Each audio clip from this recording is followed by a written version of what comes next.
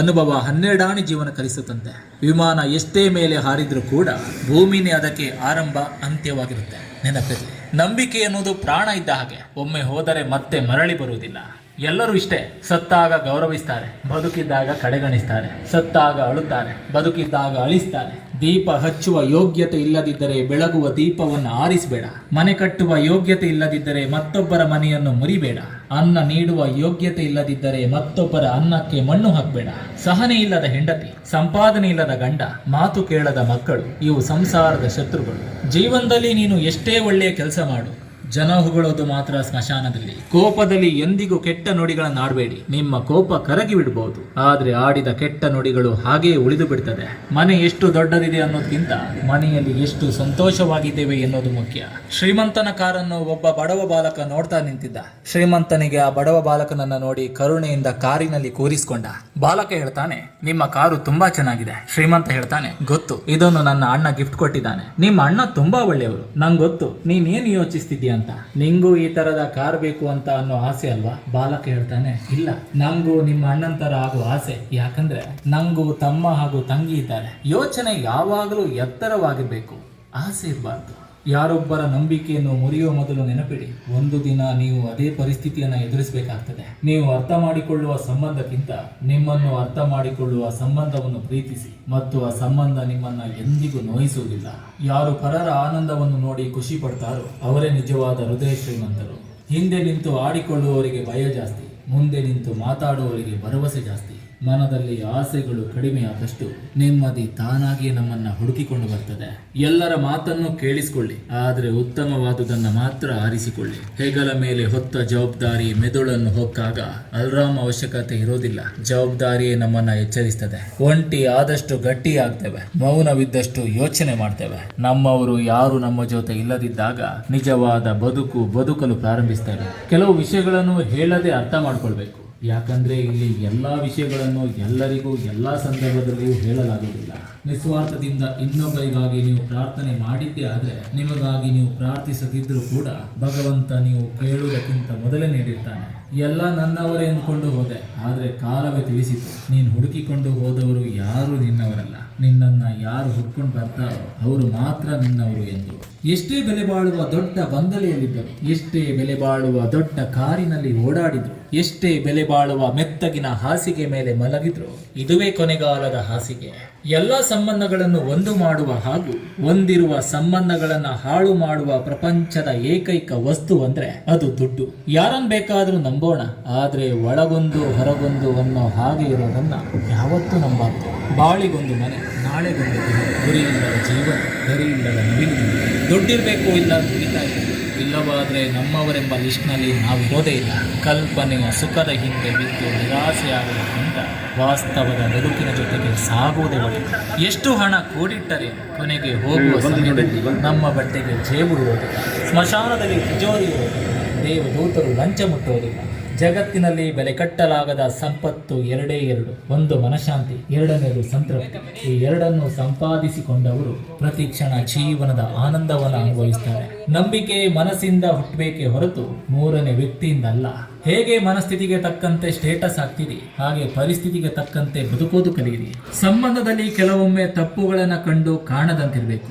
ಯಾಕಂದ್ರೆ ತಪ್ಪು ನಂದ ಅಥವಾ ಅವರದು ಅನ್ನೋಕ್ಕಿಂತ ಸಂಬಂಧ ನಮ್ಮದು ಅನ್ನೋದು ನೆನಪಿರಲಿ. ಮನಸ್ಸು ಎಲ್ಲರಿಗೂ ಇರುತ್ತೆ, ಆದರೆ ಅರ್ಥ ಮಾಡಿಕೊಳ್ಳುವ ಮನಸ್ಸು ಕೆಲವರಿಗೆ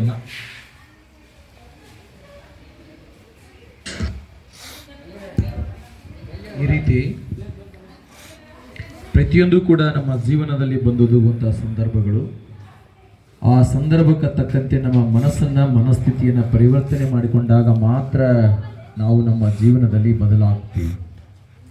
ಇದು ಧ್ಯಾನದಲ್ಲಿ ಸ್ವಾಮಿ ವಿವೇಕಾನಂದರು ನಮ್ಮ ದೇಶದ ಯುವ ಶಕ್ತಿಗಳಿಗೆ ಪ್ರೇರಣೆ ಆಗಲಿ, ಅವರು ಒಳ್ಳೆಯ ಪರಿವರ್ತನೆಯನ್ನು ಹೊಂದಲಿ ಅನ್ನುವಂಥ ಉದ್ದೇಶದಿಂದ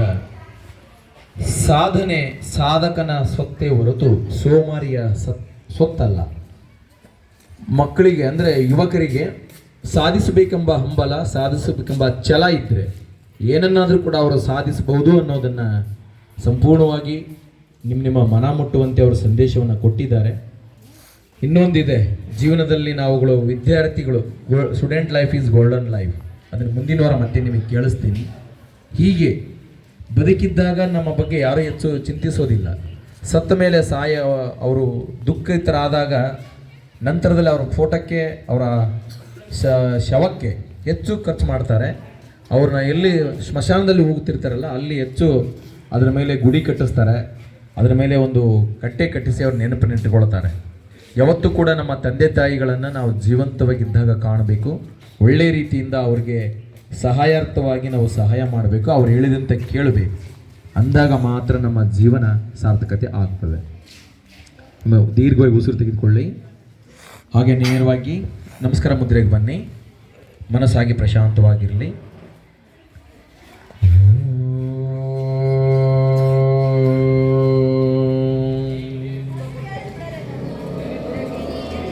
ಎಲ್ಲ ಹೇಳ್ಬೇಕು ಮಕ್ಕಳು.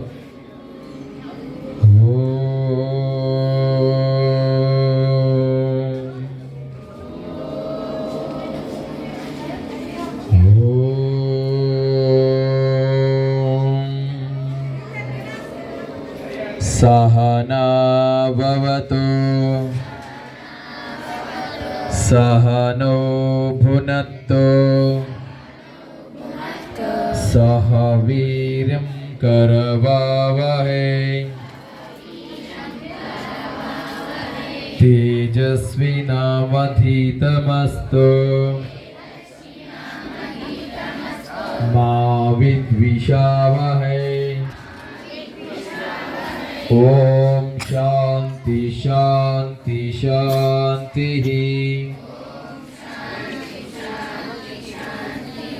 असतो मां सद्गमय तमसो मां ज्योतिर्गमय मृत्योर्माम् अमृतंगमय। ओम शांति शांति शांति।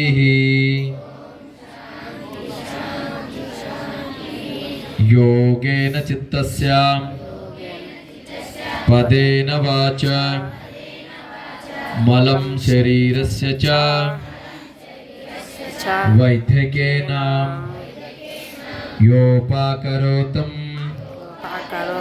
प्रवरं मुनीनां पतंजलि प्राञ्जलिरानतोऽस्मि। सर्वे जनाः सुखिनो भवन्तु। लोक समस्ता सुखिनो भवन्तु। समस्त सन्मंगलानि भवन्तु। ओम शांति शांति शांति। अंतरिक्षकं शांति अंतरिक्षकं शांति भैवर्क्षकं शांति ಕಂತಗೆ ಬಡಬೇಸಂಗತಕ जीवर्क्षकं शांति भावर्क्षकं शांति। ओम शांति शांति शांति।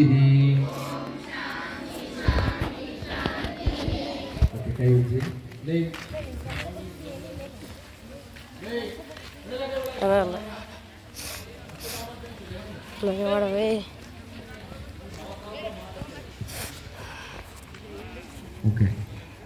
ಈ ರೀತಿ ನಿತ್ಯವೂ ಕೂಡ ಮನೆಯಲ್ಲಿದ್ದಾಗ ನಿಮ್ಮ ಮನಸ್ಸನ್ನು ಓದೋದ್ರ ಕಡೆಗೆ ಅಷ್ಟೇ ಕಾನ್ಸಂಟ್ರೇಟ್ ಮಾಡಿ. ಮೈಂಡ್ ಕಾನ್ಸಂಟ್ರೇಟ್ ಆಗಲ್ಲ ಅಂದಾಗ ಈ ರೀತಿ ಧ್ಯಾನದಲ್ಲಿ ಅಥವಾ ಪ್ರಾರ್ಥನೆಯನ್ನು ಹೇಳೋದ್ರ ಕಡೆಗೆ ಮನಸ್ಸನ್ನು ಕಾನ್ಸಂಟ್ರೇಟ್ ಮಾಡಿ ತನ್ನಿಂದ ತಾನೇ ನಿಮಗೆ ಓದುವ ಆಸಕ್ತಿ ಬರ್ತದೆ. ಮೆಮೊರಿ ಪವರ್ ಇಂಪ್ರೂವ್ಮೆಂಟ್ ಆಗುತ್ತೆ. ಸರಿನಾ? Okay. All of you stand up.